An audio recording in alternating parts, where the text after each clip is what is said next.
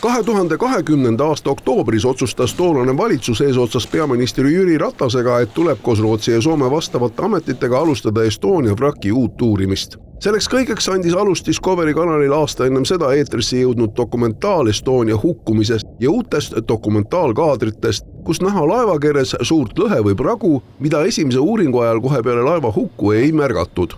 No tänagi siin väga sümboolselt kruiisiterminalis selgitati kuskil 1,5 tundi seda, millisele järeldusele siis see viimane aruanne jõudis, mis siis puudutab Estonia hukku. Seda on tehtud 5 aastat ja nüüd arvatakse küll, et sellega võiks see kõik lõppenuks lugeda.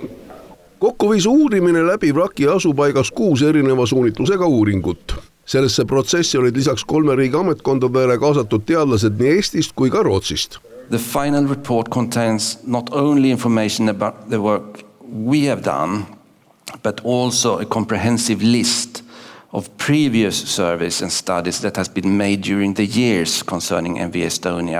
Eesti poole pealt juhtis seda projekti oli ka ennem uurimise juht Ohutusjuurdluse Keskus. Põhijäreldus on ikkagi see, et me ei pea ümber vaatama 97. aastal tehtud ühiskomisjoni raportit, seal tehtud otsuseid, need jäävad järeldusi, need jäävad suures plaanis kõik paika. Ja lihtsalt võib öelda paari lausega, et Estonia oli halvasti konstrueeritud, halvasti ehitatud, visiiri kinnitused olid nõrgad, kahjuks visiir tuli ära ja Estonia selle tagajärjel uppus. Nii et põhimõtteliselt samad järeldused, nagu tehti 97. aastal. Väga põhjalikult on modelleeritud aluse liikumine merepõhjas. Kivi, mis seal on väidetavalt 1,8 miljardit aastat vana gneisi paljand.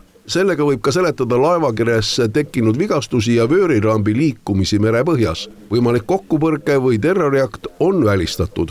Mitte midagi välja ei tule, veel kord 5 aastat on põhjalikku tööd tehtud, ridarealt on kõik läbi uuritud, mitte midagi sellist välja ei tulnud. Ja siin on veel kahtlustatud seda, et vöörivisiir võis ise lahti olla, et kuidas need lukustid siis visiiri kui ka rambi lukustid lõpuks olid? No me oleme seda väga põhjalikult kontrollinud, me oleme teinud arvutused on teinud Tallinna Tehnikaülikool, Saksa Hamburgi instituut ja kõik on välistanud igasugused alternatiivsed variantid.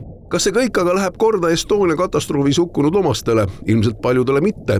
Veel täna jagati antud ürituse eel sõltumatu ettevõtte poolt tehtud lõppraportit, mis samuti väga mahukas dokument.